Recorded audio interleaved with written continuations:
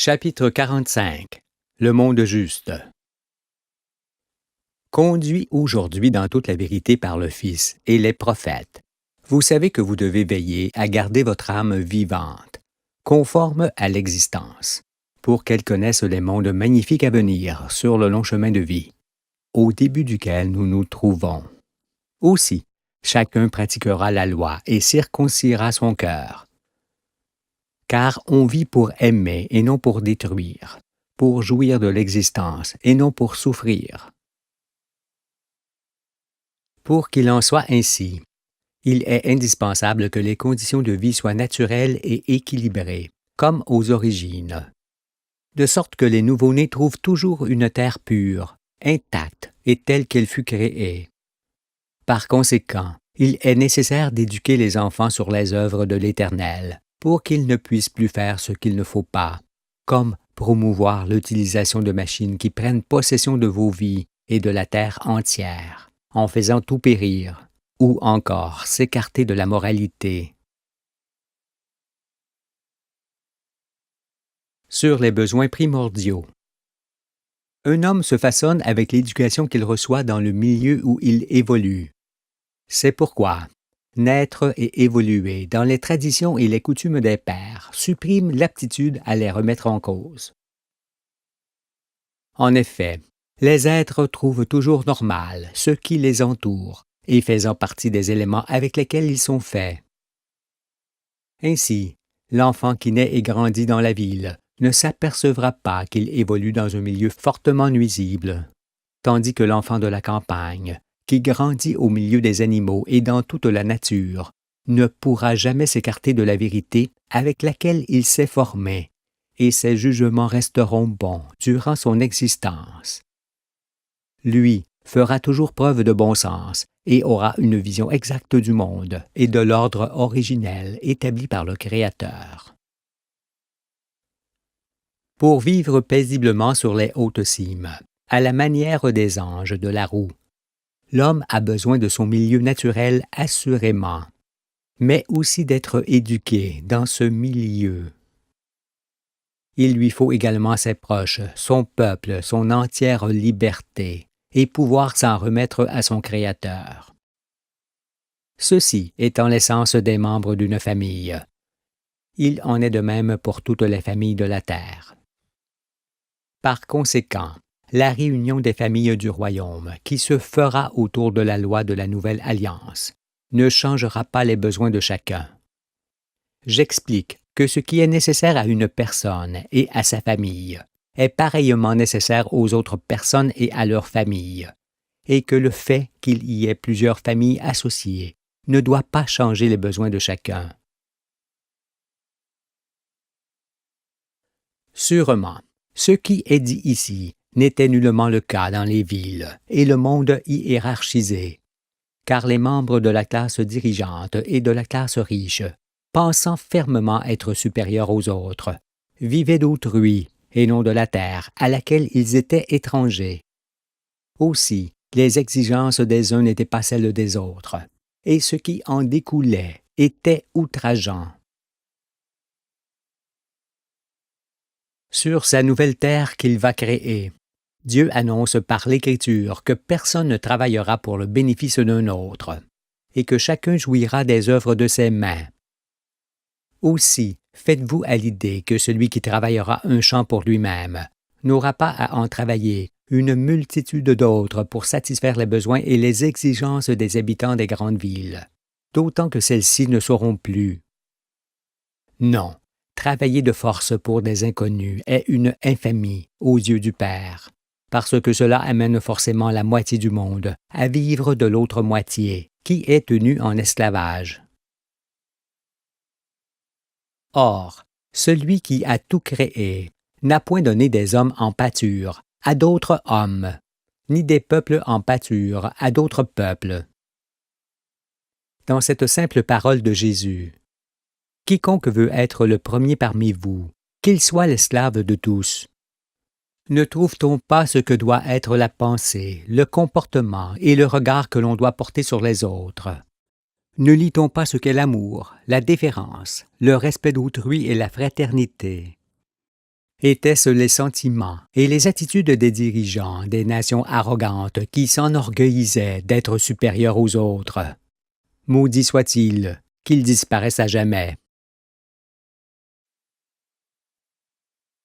Sur les proportions du monde.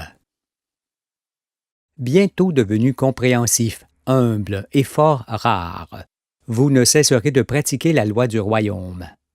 Alors, il s'établira de nouveaux rapports entre les hommes et les peuples, basés cette fois sur les sentiments. Un nouvel ordre naîtra naturellement dans le monde, par la volonté de Dieu, et conformément à ce qui doit être, pour ne plus entraver la marche de la vie. Chassez donc toute idée de devoir organiser vous-même le monde, comme s'employaient à le faire ceux qui se substituaient au Créateur, en pensant être au-dessus de lui. Car c'est à cause d'eux que naquirent les guerres et qu'on assista à la multiplication effrénée des conquérants et des peuples qu'ils asservirent. Parce que ces derniers reportaient leur salut sur le nombre élevé de leurs enfants. Les hommes devinrent ainsi beaucoup trop nombreux sur la terre, et la terre s'épuise, se défigure et en souffre. Pour éviter cela, comment peut-on savoir ce que doivent être les justes proportions de l'humanité, ainsi que celles des animaux et des végétaux? Peut-on les estimer? Je réponds qu'on imagine bien que le monde végétal doit exister en plus grande quantité et sur plus d'étendue que le monde animal, et ce dernier dans un nombre plus élevé que celui du monde humain, pour que l'ordre et l'équilibre puissent demeurer entre tous. Voici donc ce que sera l'aspect du monde dans le royaume, lorsque les espèces auront retrouvé leur nombre et leur équilibre originel, ainsi que leur réelle valeur aux yeux des humains. Les airs ont montré que le minéral produit les conditions de vie du végétal, que le minéral et le végétal produisent les conditions de vie de l'animal, et que le minéral, le végétal et l'animal produisent en dernier les conditions de vie de l'humain.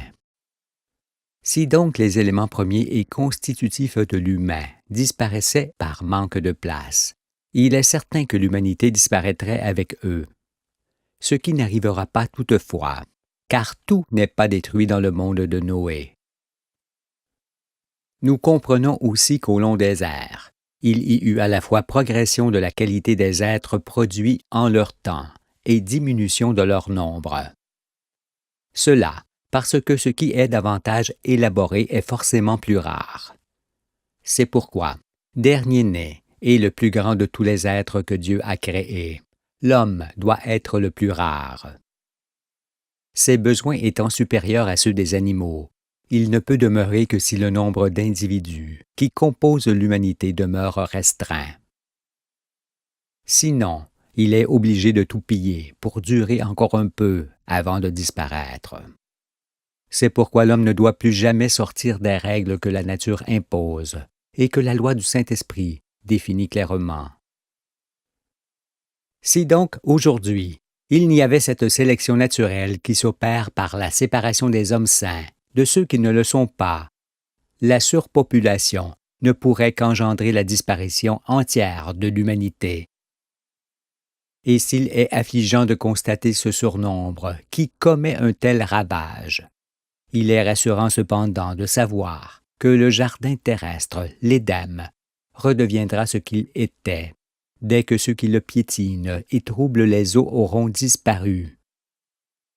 Noé et les prophètes se joignent à moi pour le montrer du doigt, et croyez qu'il en sera ainsi. Lorsque vous, les élus de Dieu, vous serez depuis quelques dizaines d'années dans le sanctuaire, comment saurez-vous si les espèces de la création ont reconstitué leur nombre juste, qui permettra à nouveau l'équilibre du monde? Sur ce point, sachez que, même devenu ange éclairé, vous devrez vous contenter d'observer le développement naturel de ce qui existe indépendamment de votre volonté. Ce nouveau développement des espèces se fera librement et vous ne devrez point vous en mêler, d'aucune manière. Alors vous vous apercevrez que l'ordre originel que vos pères avaient ébranlé et l'équilibre entre les espèces qu'ils avaient mis en péril se rétabliront d'eux-mêmes. C'est pourquoi je ne cesse de dire que, homme ou ange, vous ne devrez toucher à rien sur cette terre que vous n'avez point créée. Le monde n'a pas été commencé par Dieu pour que vous le finissiez à votre manière, car il est un ouvrage achevé auquel vous ne devez point toucher. Sur le discernement des valeurs. Pour conforter votre nouvel esprit, tirez de ce monde de ténèbres que vous quittez ce que sera le monde de lumière où vous allez. Car, loin de préserver la terre nourricière avec tout ce qui s'y trouve, vos pères, dépourvus du Saint-Esprit, ne savaient que la détruire. Il vous incombe donc, à vous les élus, d'expliquer plus tard à vos enfants comment ils modifiaient la nature, détruisaient les forêts, souillaient la terre et la mer, pillaient les sols, dévastaient les plaines fertiles qu'ils ensevelissaient sous du ciment, du bitume et du fer, saccageaient et contaminaient les sites, provoquaient une forte détérioration du climat avec leur activité et affectaient gravement leur santé. Vous leur montrerez avec patience qu'ils se détruisaient de la sorte et qu'ils corrompaient toute leur voie par manque de respect, allant jusqu'à brûler leurs enfants au feu de leurs mensonges, en l'honneur de leur Dieu. Perpétuant ainsi l'infamie et le désastre. Vos pères n'éprouvaient aucune inquiétude, cependant, devant l'angoissante disparition des espèces, les maladies et le remplacement du naturel par l'artificiel. Non, car ils ne s'apercevaient pas qu'ils rendaient rapidement la terre invivable. C'est pourquoi, malgré le grand nombre de victimes qu'il leur fallait secourir, ils se donnaient bonne conscience, en ne cessant de proclamer qu'ils étaient à la recherche de la meilleure qualité de vie. « Nous progressons, disaient-ils. Pauvre homme, même les bêtes les maudissaient, parce qu'il les écrasait. » Par ailleurs, et ainsi que la loi l'oblige, le monde du sanctuaire ne connaîtra pas l'exploitation de l'homme par l'homme, ni la suprématie d'une race, d'une nation ou d'un peuple sur d'autres peuples ou sur l'ensemble de l'humanité. Et dans ce magnifique jardin de la roue, où l'on ne peut plus concevoir un monde urbain d'un côté et un monde rural de l'autre, il n'y aura que de petites cités intégrées dans la nature et bâties par des familles respectueuses de la loi. C'est pourquoi, mes enfants, la terre gardera l'éclat de sa beauté et l'ordre demeurera en tout pays. Lorsque le livre de vie aura fait s'envoler le mot scientifique et le mot religieux de vos pensées, vous serez débarrassés de ce qui vous faisait interpréter tout à l'envers. Alors, les œuvres de l'Éternel vous apparaîtront dans la clarté, et vous ne les confondrez plus avec les œuvres humaines. Vous saurez ainsi que vos rapports avec le Créateur doivent être ceux des enfants avec leur père, et dépourvus de cérémonie et de simagrées. La lumière sera en vous, et vous permettra de discerner parfaitement les valeurs de l'existence. Ne regrettez donc pas d'avoir longtemps séjourné dans l'obscurité, avant de naître à nouveau de l'esprit, parce que la durée des ténèbres est aussi un temps de préparation à la résurrection. Durant leur séjour dans les ténèbres, vos prédécesseurs ne discernaient rien. Ils ignoraient que l'univers est éternel et vivant, et qu'en raison de cela, on est en vie et sans limite de vie. Ils ne connaissaient pas l'Esprit céleste et croyaient fermement que le Dieu de leur pensée créait le bien et le mal, et que chacun renfermait en lui un homme de bien et un homme de mal. Ne parvenant pas à saisir qu'il n'y a qu'un seul univers et un Dieu unique qui l'habite, comment aurait-il alors su que Dieu crée tout dans les contraires, pour que l'homme puisse discerner, interpréter et s'élever? Ne sachant pas davantage que les enfants ne naissent pas pécheurs, mais le deviennent par transgression de la loi, vos prédécesseurs voyaient le bien et le mal comme étant une création de Dieu, et non choix de l'homme. C'est pourquoi, dans ces ténèbres qui s'achèvent, C'était le mal qui dominait, celui avec lequel tout est détruit, jusqu'au cœur des nouveau-nés. Le bien favorise l'existence et la rend belle, tandis que le mal l'affecte et la rend difficile. Quiconque peut l'entendre. Il est pour cela certain que celui qui abuse de quelqu'un par la ruse ou par la force, ou qui ment pour se faire valoir, ou qui tue ou détruit pour montrer sa suprématie, ou encore qui dérobe quelque chose, change volontairement le mal en bien. Il est en effet bon pour lui d'agir ainsi, sinon il ne le ferait pas. Et tous les incirconcis agissent de la sorte. Car, à leurs yeux, ils ne commettent point de méfaits lors de leur forfait, et ne se sentent nullement coupables. Ce qui indique que le bien et le mal sont des notions personnelles, des valeurs particulières à chacun, selon qu'il est circoncis de cœur ou pas. D'où les prophètes, la Trinité et la loi, avec lesquels on sait où l'on va. Sur la culture. L'éducation de l'enfant dans la voie droite sera d'abord celle qui lui permet de circoncire son cœur.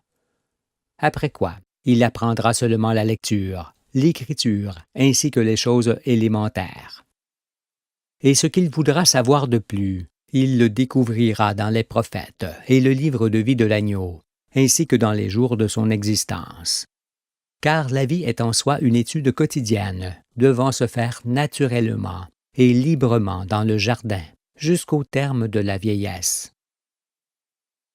Étudier pour nourrir son esprit, c'est comme manger pour nourrir son corps. Par conséquent, il faut être vigilant, car tout apprendre dans l'enfance supprime le désir de vivre. Ce qui se remarquait avec les enfants qui sortaient désespérés des écoles, où on les enfermait, car on leur apprenait à 12 ans ce qu'ils auraient dû savoir à 50 ans. Mais en vérité, qu'était ce genre d'éducation que les rois et les religieux établirent et rendirent obligatoire?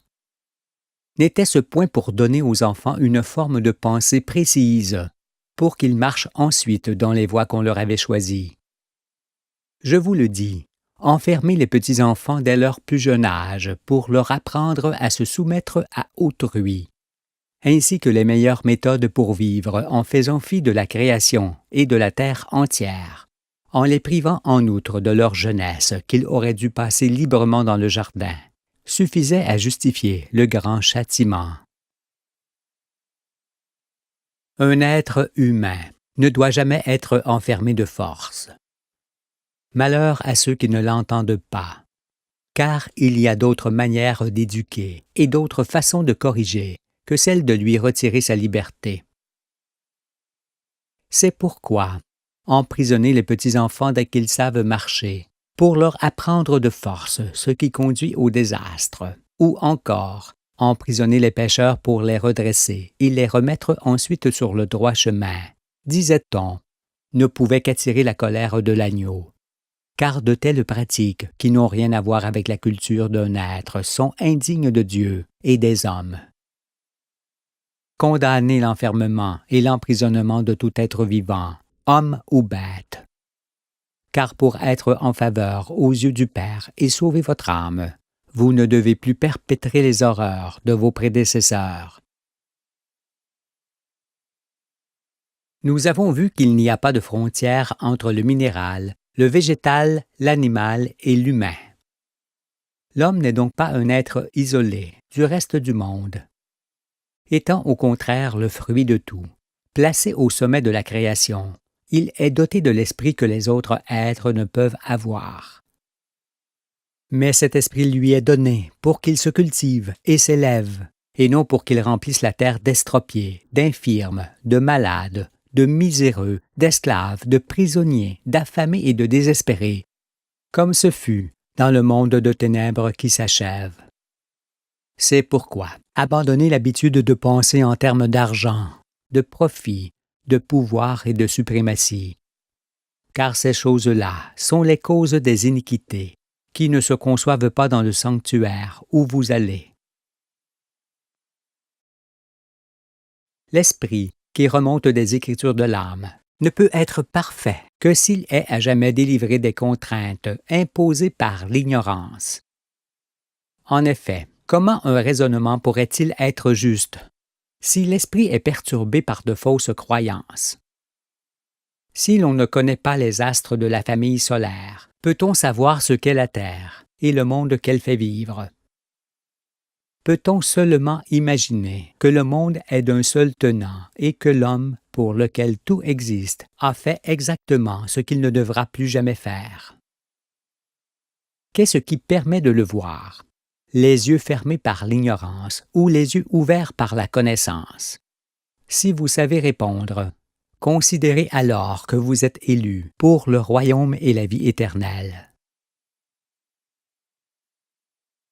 Mais, lorsque j'admire la beauté de la terre et du ciel, et que je contemple l'harmonie des œuvres du Créateur, je ne comprends pas ce qu'est la culture humaine dont l'homme se glorifiait.